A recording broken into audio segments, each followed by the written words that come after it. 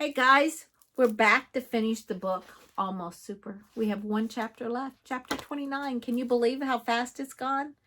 I hope you have enjoyed the book. Let's finish it up and see what happens to him. All right? All right.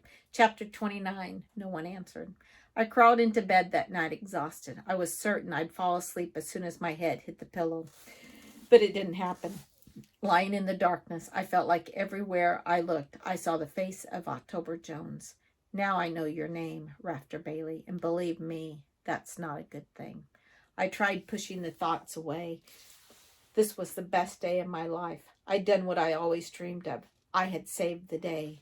The door to our room opened a crack. Light spilled in from the hall, and Benny raised his head, and the door opened all the way.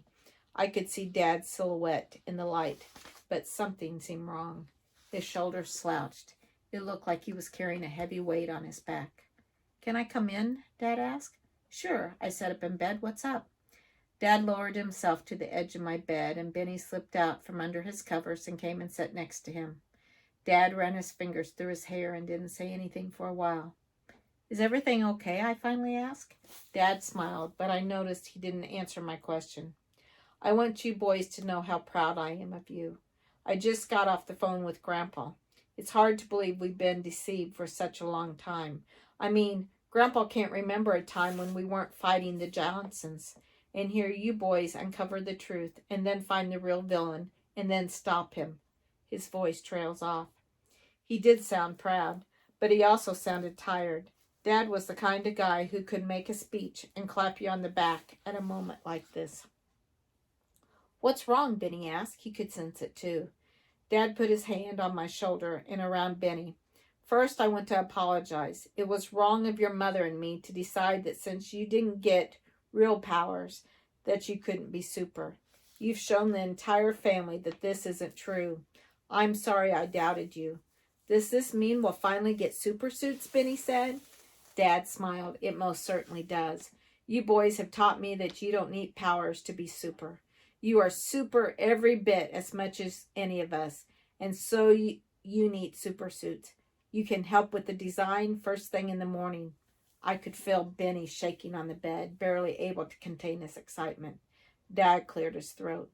"I don't want you boys to be scared. Like I said, I just got off the phone with Grandpa. He's proud of you two boys as well. But he called my great Aunt Jewel over in Oak City just to report in." "And?" Benny asked. No one answered the phone. Dad fell silent. "Well, it's late," Benny said. "Maybe." Benny knew as well as I did that somebody was always on by the phone. Dad continued. He called the Denver line and the New York. He called London, Moscow, Brisbane. He called at least 20 different lines. Dad sighed, rubbing his forehead. No one answered anywhere. I tried to slow my breathing. I could feel my heart thumping in my chest. Dad continued. "We've been fighting the Johnsons all over the world, wherever they happen to be. And now," Dad pushed his finger through his hair, "Grandpa called Mrs. Johnson, Juanita's grandmother. She tried calling the Johnsons in other cities. She tried calling them everywhere, and she found the same thing. No one answered. No one is out there." "What does that mean?" I asked. Dad shook his head. "I don't know for sure, but I can guess. Whatever this Jones family was trying to do here in Split Rock, they tried to do everywhere else. And from the looks of it, they succeeded." Dad sat quiet for a moment and then said, "We might be the only superheroes left." I couldn't imagine it.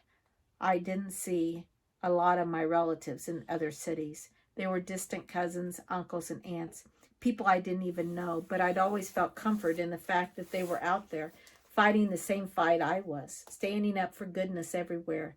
And now, all gone? It couldn't be true. "We don't even have our real powers anymore." Benny's face sounded small in the darkness. "All the superheroes are missing, and now there's a new family of supervillains." "The superheroes in Split Rock still stand," Dad straightened up, "thanks to you two." He squeezed my shoulders. "There are Baileys in this city, and there are Johnsons in this city, and we are working together, and we are going to work together, and then we will still be strong. And if the Joneses want this city, they will have to come through us." We spoke a little longer, floating voices in the pale light from the hall. We talked about the Joneses and the Johnsons and about the superheroes. super suits in the motor pool, and we talked about being super and doing good. Finally, Dad stood. It's time for you boys to get some sleep. We might have some dangerous days ahead of us. Dad left the room. He turned off the light in the hall, making the darkness complete. I could hear Benny breathing in his bed. In the short time, his breathing were steady and deep, and I could feel sleep overtaking me. I closed my eyes. This time, the face of October Jones didn't appear. This time, I didn't hear his words. I heard my father. The superheroes, a split rock, still stand. If the Joneses want this city, they'll have to come through us. And that is the end of Almost Super. Guys, I hope you enjoyed the book. There is another book. There's a sequel to it. If you look at the back of your book, it is called Searching for Super. So I bet there's more about the Joneses in it. I have not read that one yet. So, guys, have a great day. And on Monday, Miss Amy will start reading The Enormous Egg. So, see you guys and see you at school soon. Have a great summer. Bye-bye.